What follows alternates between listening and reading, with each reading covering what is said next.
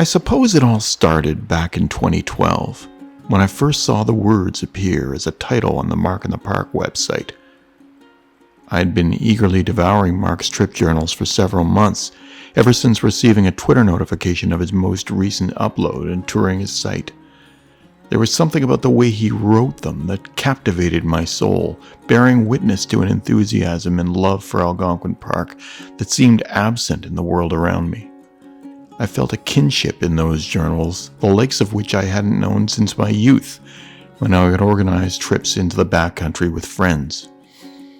I remember bringing them up on my phone during my daily commute on the express bus, totally immersing myself in Mark's world, feeling the solitude and beauty of the park surrounding me, even as the noise of the daily rush passed by in my midst.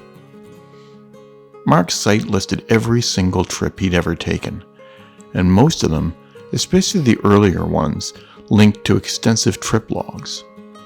And they were generally easy to follow, referencing lakes and rivers in the titles.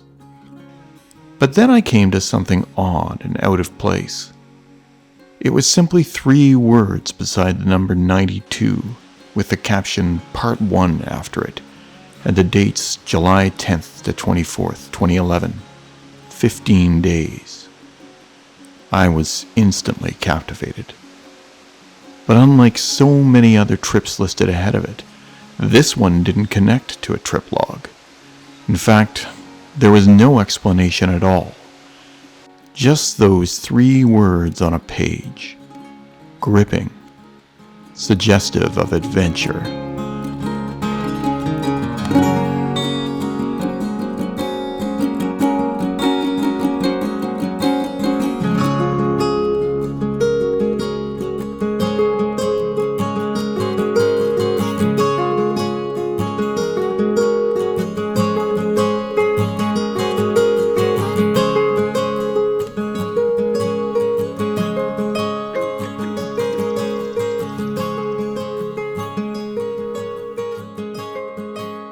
But what exactly was this?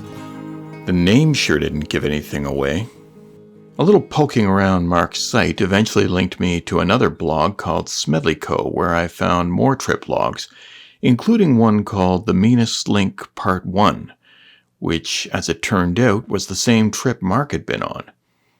Well, what a read, and what an adventure! The author, Scott, introduced the trip with a description of what the link was and how it originated. He also pointed to the Algonquin Outfitters page dedicated to the Meanest Link. Finally, I understood where the name came from. Meanest being the nickname of the late Bill Swift Sr., founder of Algonquin Outfitters, and the route dedicated to him, but created in the early 2000s by Gord Baker and Alex Hurley of AO, as a way of encouraging their staff to get out canoe tripping. I liked the idea of connecting the 4 AO locations, using them as waypoints for resupply and refreshment before carrying on. But it was the route itself that captured my imagination the most. I pictured starting at Huntsville, paddling out of town across Lake Vernon and up the Big East River, gradually leaving cottage country behind. The river becoming steeper yet shallower, with no option but to wade up the churning gravel bottom and long stretches of boulder-strewn rapids with no portages.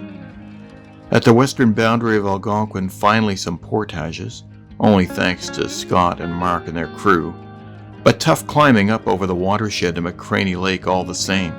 Then northward, another 40 kilometers to the start of the Nipissing River, including one of the most densely packed stretches of low-maintenance portages anywhere in Algonquin.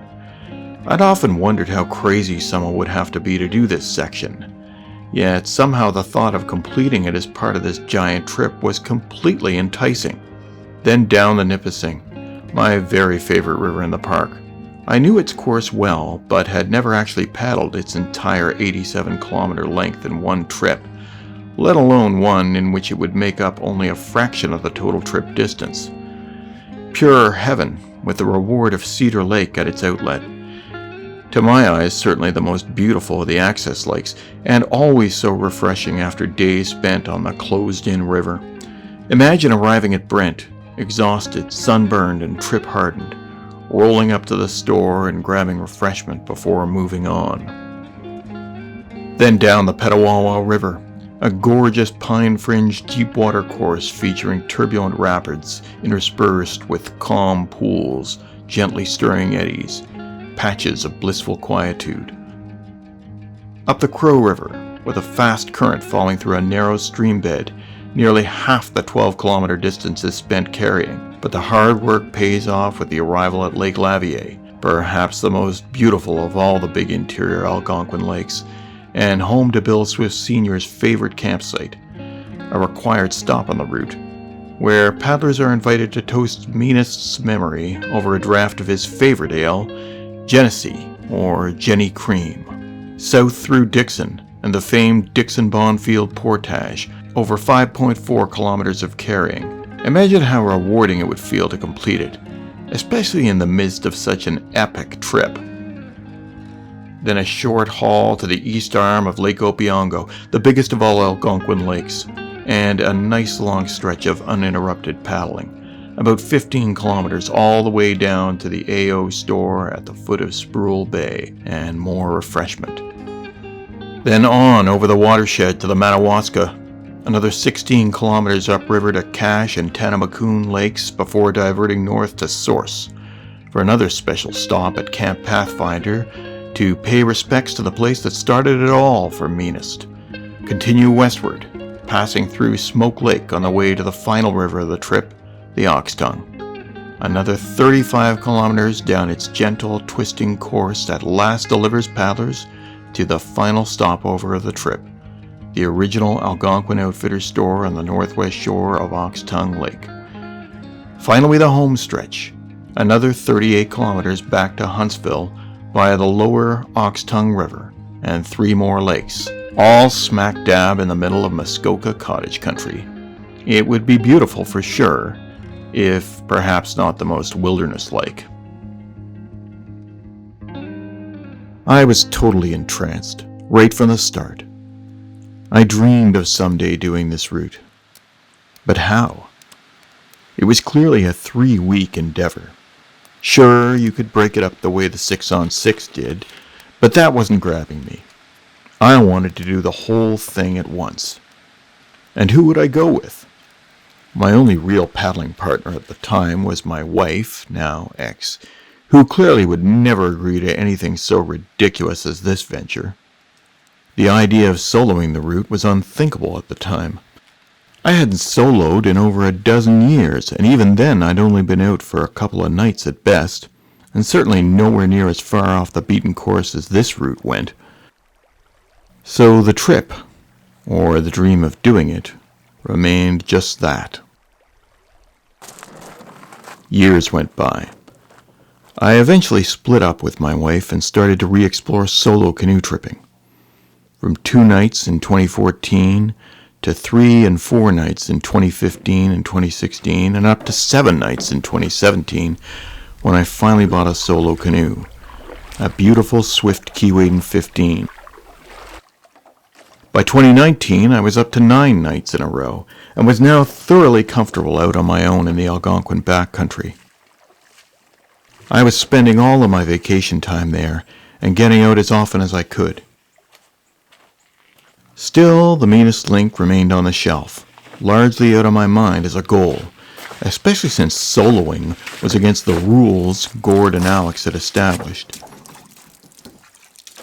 Mark in the Park had gone on to be featured in his own TV show on the local cable channel, and I devoured the first season. It was then, on one of the later episodes, that he was sitting around the fire chatting, when his companion asked him if you could do any trip of the 150 he'd done at the time, again, what would it be? Mark's answer? The Meanest Link. The flame reawakened within me. On my spring canoe trip that year, I read Kevin Cowan's book Once Around Algonquin, which recounts his completion of the Meanest Link back in 2013. A thoroughly enjoyable read. It was at that point I knew I simply had to complete this trip. The only question was how, I'd taken such a liking to solo tripping for a number of reasons, but perhaps most of all because it doesn't require any compromise. You plan and execute a trip exactly as you see fit, without having to accommodate anyone else's schedule, particular attitudes, or personalities. I suppose some would call this an exercise in selfishness. Maybe. But I prefer a more optimistic outlook. To me, a solo trip had become the ultimate expression of freedom and independence. And when I thought about doing the Meanest Link, I realized it was a solo venture that was brewing in my mind.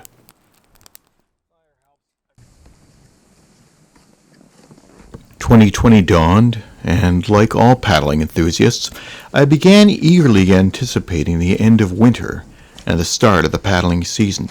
But I hadn't yet planned any specific trips. And so in February, I made my annual pilgrimage down to Toronto to attend the Outdoor Adventure Show. I made a point of stopping in to see the happy camper himself, who always does book signings at the Canadian Outdoor Equipment booth. I wanted to tell him how much I enjoyed his book and get his thoughts on completing the Link solo. I asked him what he thought about how soloing broke the rules. I'll never forget his response. "There are no rules. It's your trip." Well, that pretty much sealed the deal right there. I couldn't stop thinking about the Link, and although I had been dallying with other plans for the season, it wasn't long before I concluded they would have to wait.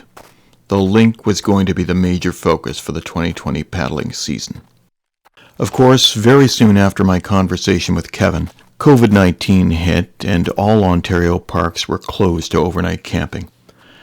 I watched spring arrive and noted the irony that, for once, ice out in Algonquin would come early. Nevertheless, as the shutdown progressed and the spread of the virus slowed, I gradually became hopeful that the canoe-camping season would commence sometime in June.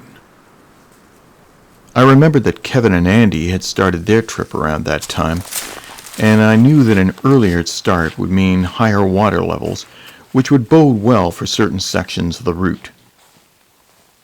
Plus, although the bugs can be at their worst around then, there is no better time to see the park in its glory, brimming with life everywhere. That and, well, I knew by that point I'd be losing my mind in my desperation to get out on a canoe trip. So the time frame was settled, but there were a number of logistical concerns to sort through. For starters, I was pretty certain that a 3-week vacation request was likely to be turned down flat by my boss. Plus, I certainly didn't want to blow out the majority of my annual vacation allowance on a single trip at the very beginning of the paddling season. So I started looking closely at Jeff's map, determining distances and figuring out the reality of completing the Link in 2 weeks instead of 3. Lots of people had done it, of course, but not necessarily in the style that most appealed to me. I wasn't interested in rushing, nor did I want to take any shortcuts. This was going to be the biggest trip I had ever undertaken, and I wanted the treatment to reflect its scale. That meant expedition style, with no resupplies at all. Furthermore, I would be filming the entire thing, which meant additional camera gear, lots of batteries, and more time. And most importantly, I wanted it to be a traditional style solo trip, using a symmetrical tandem canoe. My Keewaydin 15, with its modern, sleek, asymmetrical lines, single seat, and carbon thwarts, would have to sit this one out, as would my double-bladed kayak paddle. That would increase travel time, owing to the reduction in paddling stroke efficiency, but it would greatly enhance the sheer joy of paddling a craft through water. Also, all of this food and gear ruled out single-carrying the portages, which would pretty much triple the length of time required to complete them. And with nearly 65 kilometers of carrying in total, that was going to chew up a lot of time, not to mention energy. which would mean higher daily calorie consumption and more food to carry. As I looked at the calendar, the thought occurred to me that if I tacked on to Canada Day, I could get away with 17 days in total, including 10 vacation days, 3 weekends, and the holiday. At 420 kilometers total distance, this would mean covering a little less than 25 kilometers per day. No small order under the circumstances, but at least doable in theory. Then there were the unknowns about the territory, especially the areas outside the park. For example, was there any place to camp between Oxtongue Lake and Huntsville? What about on the Big East, particularly the lower section? A quick look at the Google Maps satellite image confirmed the entire area was privately owned. It was time to reach out and get some answers. Fortunately, Link founder Gord Baker had set up a Facebook group for the Meanest Link, which I somehow stumbled upon in my search. I quickly discovered what a fantastic resource this is. I got information on river conditions, rapids and swifts, unmarked portages, camping spots, shuttle assistance, even good eateries in Huntsville. Without question, though, the star of the show is Gord himself, whose knowledge and generosity became crucial to my planning. One of the issues that plagued me most was the question of starting point. The route's overall topography best lends itself to travel in a clockwise direction, but there's no rule stating it has to begin in Huntsville. And I was beginning to lean away from that for a few reasons. For one thing, it was a 4-hour drive from home. But more importantly, I kept thinking how the route's southern corridor is the most populated, least wilderness-like segment. This made it much less appealing than the northern portions. So if I started at Opiongo, over an hour's drive closer to home, I could get this part out of the way first. The problem was, the route would then commence with over 7 kilometers of portaging within less than 12 kilometers of the access point, carrying more than 2 weeks of food and supplies on a hot summer's day without any tripping miles under my belt for the year. Given I'd be double carrying, and that after the first few lakes there was a noticeable absence of campsites for at least 25 kilometers, it was unlikely I'd get further than Little Rock Lake, only 7 kilometers from the access point. This would put me well behind schedule right off the hop. Securing an interior camping permit would also be complicated, since the route would start in the park, exit a few days later for an indeterminate number of days, before re-entering at a completely different location. So on Gord's recommendation, I finally opted for something of a compromise, starting between the two at his home base, Oxtongue Lake. As Gord called it, the spiritual and physical home of the Link. The next hurdle was the canoe. I thought about renting one, but over more than 2 weeks, that was going to cost several $100s, and since I felt I was in the market for a new tandem boat anyway, I decided to invest in a new one. What I was after was a prospector model, something as close to the original chestnut lines as possible. Unfortunately, the lockdown had shut down production at all canoe manufacturing facilities around the province, so the available selection consisted of leftover 2019 stock only. After some deliberation, my search took me back to Swift, where I settled on a beautiful emerald over champagne Prospector 16 in their proprietary Kevlar Fusion laminate, with cherry webbed seats, yoke, and hand thwarts. At only 38 pounds, it was a bit of a stretch to call this traditional, I'll admit. The striking lines and finish soon inspired me to name her after my favorite river, and though I wasn't able to get a stencil done in time, I did come upon a fitting decal in early June and couldn't resist. Now that the canoe was taken care of, it was time to get busy making decisions on gear and clothing, obtaining supplies and maps, food preparation, and finally, packing. So This is the bulk of my gear right here. So start with my 2-person tent here. This is the MSR Hubba Hubba NX and 2-person footprint. I'm taking a 2-person tent this time just because I feel like having more space. These are my clothes. First aid kit, obviously. This is my repair kit. Little TP there. These are backup maps. I got a lot of maps on this trip. But these are my maps for later on. Personals bag, Huonox chair 1. I'll never go without one of these again. Ground sheet for the Huonox. Bear rope. Alright, now we get into food. This is a whole batch of trail mix. I've allotted, I don't know, about a half a cup of trail mix per day. I think it's the way it works out. These are dinners. These are breakfasts. In this bag is extras. All my Cliff Bars are in there. A whole bunch of other stuff. Oh yeah, booze is in this too. Fry pan, titanium cooking pot, and in there I've got isobutane fuel canister. This is my kitchen stuff. Extra fuel bottle, stove, all kinds of stuff like that in there.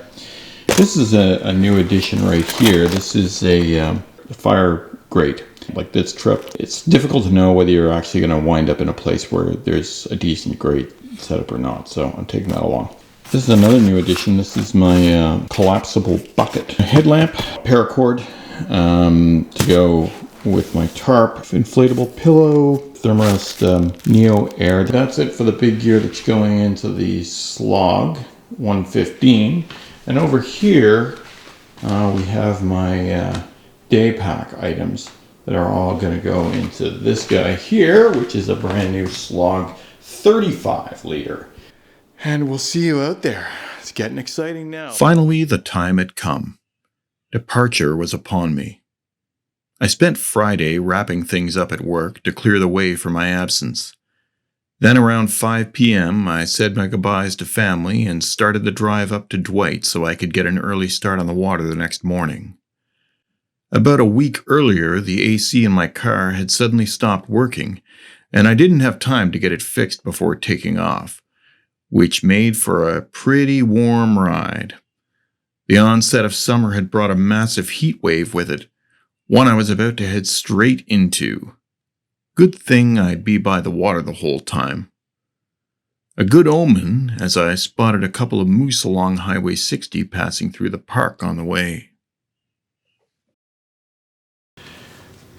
Cheers. I'm in a motel in Dwight. Both just got in here about maybe, 20 minutes, half an hour ago. It's about, 10 o'clock, 10:30.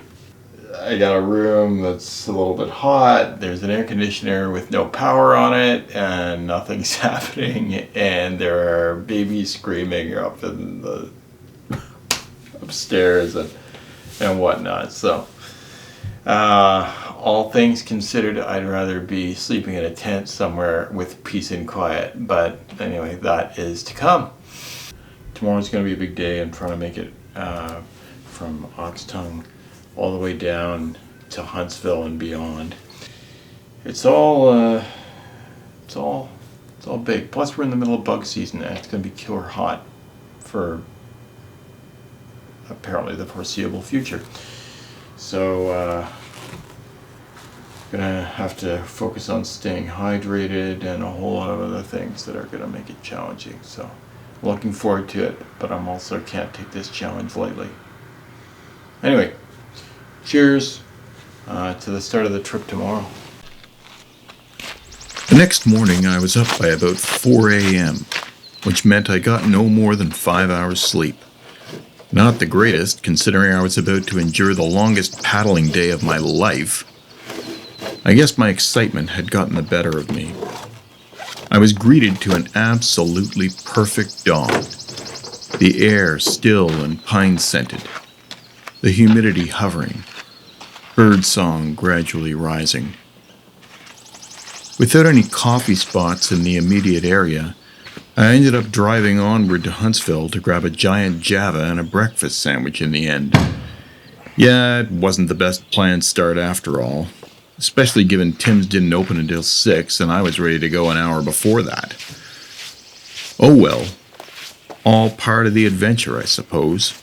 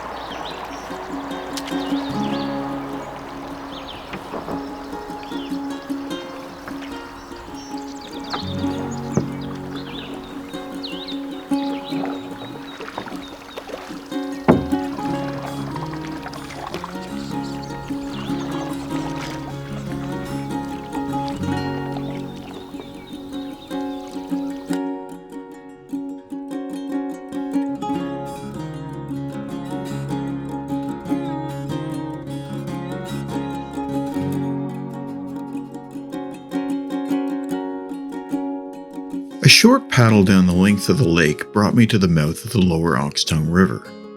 The first obstacle was labeled a Class 2 rapid on Jeff's map. There was no available portage, and Gord had told me the first few swifts were easily runnable. But I was a bit anxious to preserve the paint on my brand new boat, so I pulled off at River Right to scout things out. The only issue was the stone ledge at the top and the relative shallowness thereafter. I was able to wade through a narrow gap in the ledge, but with the boat loaded, I didn't want to hop in until I was past the worst of the obstacles. Yeah, my whitewater skills are pretty rusty, and I was feeling gun-shy without any tripping miles under my belt yet. Good thing it was a forgiving rapid. While it was no problem to wade the upper section, the gravel bottom had eroded further down, and well, next thing I found myself being lifted off my feet. I hung on to the boat as the current took us both through the small haystacks at the bottom. Not exactly an auspicious start, but things had already started to heat up, so I didn't mind the swim.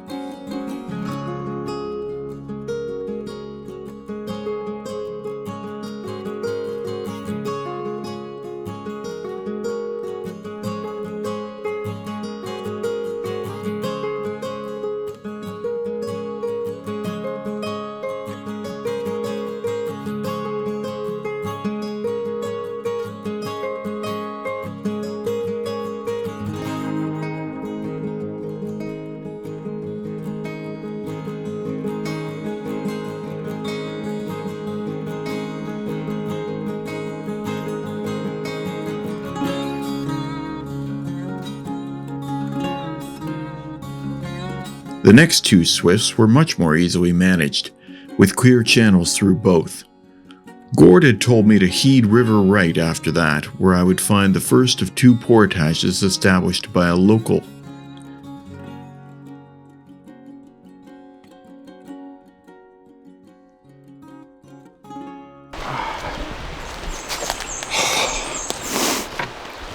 Well, I've carried the canoe over, making my way with the pack obviously, and it's an easy portage, but I'm having a time of it. Of course, this pack weighs a ton, loaded with 17 days of food. I think I'm up around 70 pounds, which is more than I ever carry, but it's okay. Bugs are out, that's okay too. What's maybe not as great is that I may have just broken a buckle on my brand new Slug 115 here. That is not as cool. So we'll see. But out here, always things are getting broken. You gotta roll with it. And you just gotta carry on. Here we are now. Whew.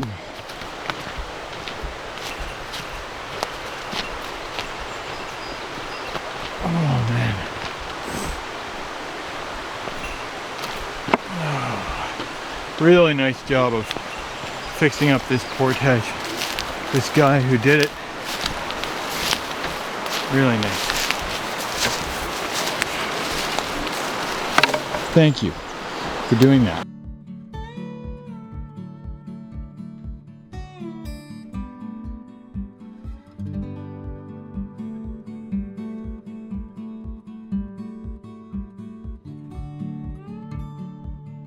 A little further downstream, I arrived at a long stretch of rapids, colorfully named on Jeff's map. Pinball Alley, Park Rapids, Hog's Trough. The second of the locally maintained portages must have skirted the worst of Pinball Alley, because the third portage exit was right before the bridge at the head of the Oxtongue Rapids Trail. I carried across this, then hung a left at the junction with Oxtongue Rapids Park Road. Gord had told me I'd have a long carry along this stretch before coming to a lumber yard on the left that I could walk through to re-access the river below the rapids, assuming no one was there. I worked my way in 500-meter segments, carrying the canoe first, then doubling back for the pack and paddles. It was an exhausting and interminably long process in the rising heat. Mosquitoes had come to claim their pound of flesh, so I opted for my bug jacket as I carried on leapfrogging myself. As the road began to turn away from the river, I had more than one moment of self-doubt as to whether I was in the right place at all, and commenced looking earnestly for any kind of opening on the left where I could divert back to the river. Finally, I arrived at a clearing where there appeared to be a trail heading in that direction. I dropped the canoe and carried on to explore with the day pack. It looked promising, but the trail narrowed off as I heard the rapids getting closer and saw the water through the trees. Near the river, I had to do a sharp right as the trail petered out up a steep rock rise. Arriving at the top, I surveyed the scene and realized I was still in the midst of the rapids, and to the right, about 50 meters down the shore, stood a cottage, and before that a deck where a man stood sweeping. We startled each other, and I realized I was still on private land. Fortunately, he was a very friendly fellow, and after I explained what I was doing, he directed me to the neighboring property, a woodlot where I could access the river. Great news, as this was obviously the same landmark Gord had mentioned. A half hour later, I was back on the river, with the worst of the day's carries behind me.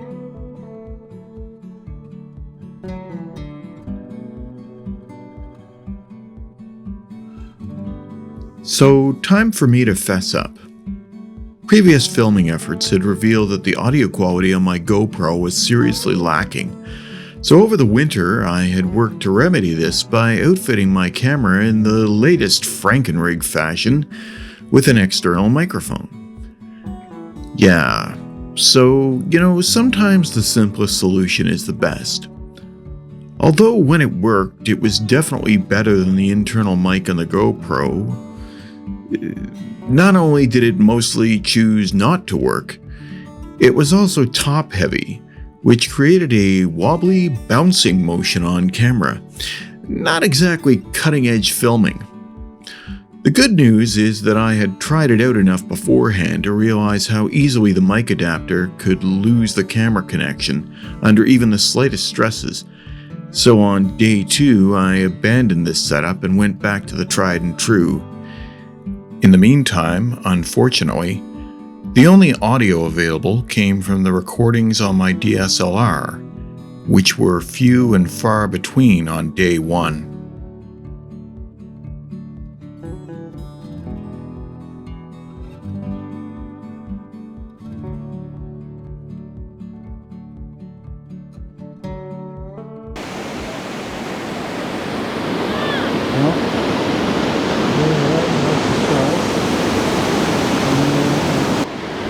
I still got a long way to go, but good paddle now until I get to North Portage, which is a portage. Takes me into what's its lake? Fairy Lake, I guess, and then from Fairy Lake into Huntsville. So one more portage for the day, I believe, is the order.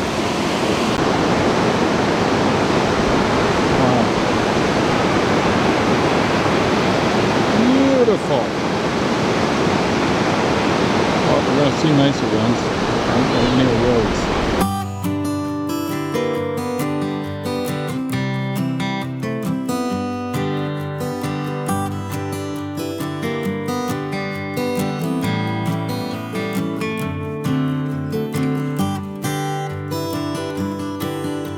It took much longer than I expected to reach Lake of Bays from the foot of Marsh's Falls, but it sure was beautiful paddling.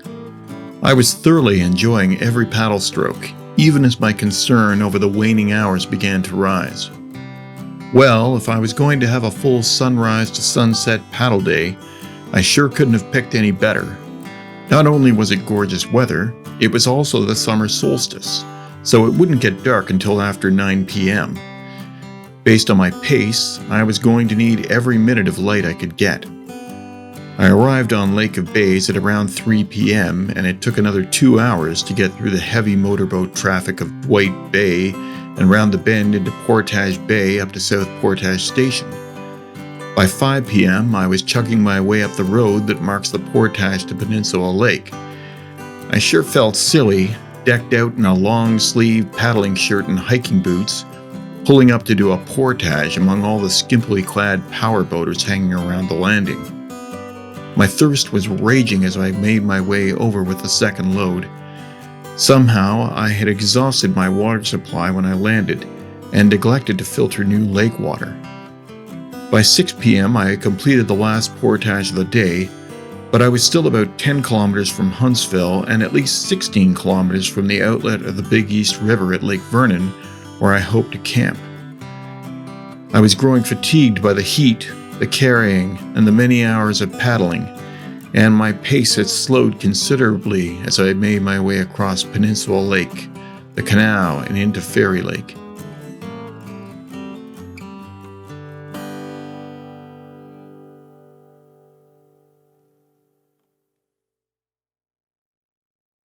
The light was fading as I silently paddled up the channel through the center of town, thoughts of stealth camping heavy on my mind. There's no doubt, if I had found some cottagers out enjoying the shoreline in the late evening, I would have asked for permission to plunk down my tent on their lawn. No such luck, I'm afraid. So onward I paddled, into the dimming light. More than once I had to get myself right over to the edge as motorboats made their way past me. My headlamp was buried deep down in my pack, and the last thing I wanted to do was dig for it. At 9 p.m. I pulled up at the dock in front of Algonquin Outfitters and took the obligatory selfie, posting a quick comment on the Meanest Link Facebook group, joking about sleeping right there. Maybe not so much a joke. If it hadn't been for all the people milling about downtown, I probably would have gone for it. As it was, there was nothing for it but to carry on, without even stopping for a bite to eat at one of the extremely inviting restaurants along the waterfront. But I stupidly continued to do so without the benefit of my headlamp. Passing through Hunter's Bay, I slipped in front of a cottage where a group of young guys were out enjoying the evening. Although they couldn't see me, they somehow knew I was there. The one lad shouted out something about not having a light and losing my license. Of course, he was correct to berate me for it.